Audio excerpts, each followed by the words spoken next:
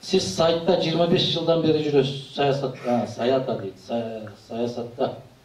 Ошол 25 жылдын ичинде эмне жумуш кылдыңыз? Мен жазган мыйзамдарды айтып берсем түшүнөсүзбү? Мен жазган мыйзам менен азыр Кыргызстанда иштеп атат, түшүнөсүзбү ошону?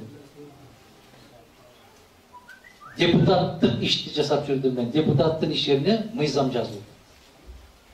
Аны эми көп, мына жазганыңызга караганда Союздан кийин окуган бир инимби, кызымбы, баламбы ушундай болсоңуз керек.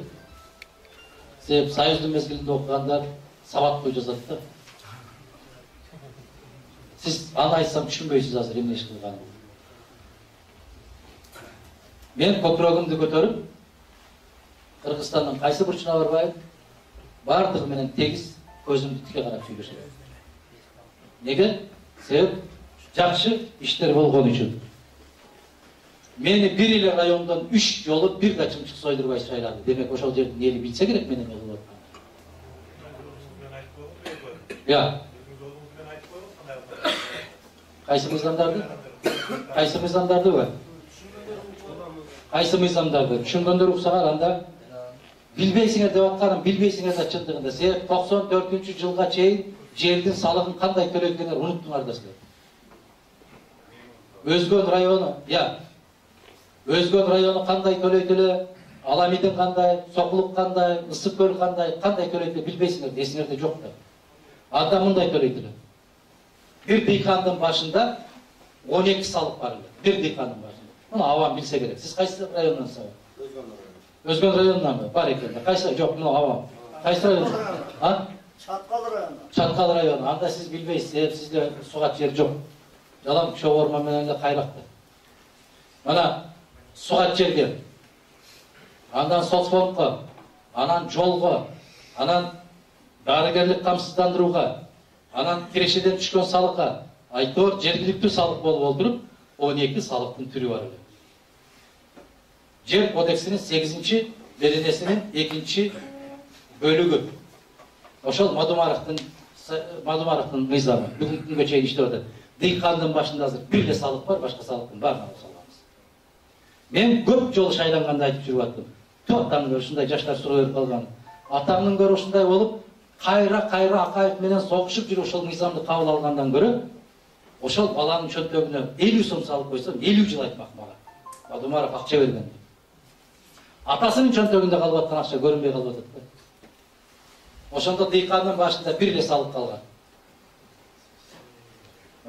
Жанакы сугат жерге өзүнчө төлөнөт, кадастр земли дейт. Аны да билесиздерби, кадастр эмне дейт.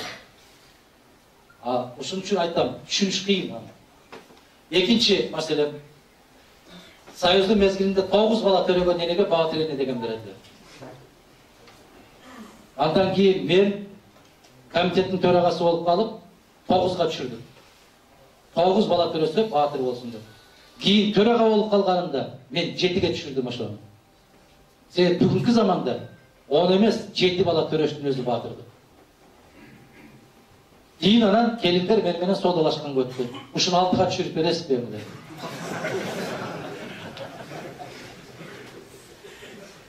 Сиздики 6 болобу десем, ооба дейт.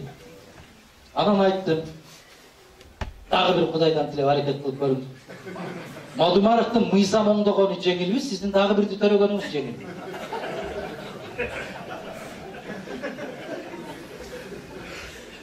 Бул дагы ошол Мадумаровдун мыйзамы. Андан сырткары илгери аксакал жерде билбейсиңер дагы. Аксакалдар 80ге чыксаң да, 90га чыксаң да, да ооруканага барганыңда бардык ооруга дарыны сатып алат эле. Сатып алат эле, силер билбейсиңер. Чоң аталарыңардан сурагыла. Мадумаровдун мыйзамы менен эмне болуп калды? 74 жаштан өткөндөн кийин мамлекеттик камсыздоого өткөрүлдү. Бул 3-чү маселе. 4-чү маселе. Төрөт үйүнө барып төрөгөндө дагы акча төлөп төрөйтүлөт. Аны да унуттуңар, билбейсиңер, эсиңерде жок. 5-чи маселе, эң чоң маселе Мадумаровдун маселе. Мен сыймыктанам. Өмүрүм өтүп кеткенче сыймыктанам. Башта атаңар, чоң энеңер, таятаңар пенсияны мамлекет фуфайка менен, күрүч менен, көктөп кеткен чай менен Kөгörüp ketken pеченье менен берediler. May менен берediler. Sabun менен берediler. Gerekli arak менен берediler. Doğru baba. Акчадан башка түрдө пенсия берилбейт, жана өз убагында берилет деген дагы бул да Мадумаровдун мыйзамы. Мени кезинде айткан, жаштар билбей калдыңар. Аксакалдар билет. Кыргыздын азыркы Ленини деп айтат эле мени. Азыр жаштар билбейсиңер аны. Силердин жаштардын көбүнүн эсинде ким калды? Улак чаптырган калды. Дискотека кылып берген калды. Ошол да топ чаптыргандар калды эсинде. Күрөш уюштуруп бергендер калат. Биз мамлекеттик ишти жасашыбыз керек. Күрөшү жок, топ чаппай, улак чаппай, мамлекеттик ишти иштеш керек. Андан кийин 1 жыл вице-премьер-министр болуп иштедим. Эмнеге жетиштим мен? Биринчи кезекте айыл өкмөттөрдүн шайлоосун токтоттум. Аябай жыргадым. Кыргыз алакандай айылды 6га бөлүп ит болдук го биз. Айыл өкмөт шайлайбыз деп. Партияга бөлүнгөн мас келип, урууга бөлүнүп баштадык. Бүгүн мына сиздер элестетип көрүңүздөр. Ноокат районуна Кара суунун жигитин аким кылып көргүлөчү, тыт болот. Биз ушундай жаман бөлүндүк. Биз ушундай кетип кеттик жаман. Өзгөн районуна Кара Кулжанын жигитин алып келип аким кылып койсоң, өзгөнү одан кылып кетет. Өзүбүздө жигит жокпу деп. Ушундай майдаланып кетти. Мен ошо шайлоону жоготтум. Жогорку окуу жайлардын ректорлордун шайлоонун токтоттум мен. Кантип иштейт ректор? Көз каранды, студенттерге көз каранды, мугалимдерге көз каранды. Ал кантип иштейт ректор болуп? Дагы бир чоң маселеси. 1-чи класстан 4-чү класска чейинки балдарга бир жолу ыстык тамак берүүгө жетиштим мен.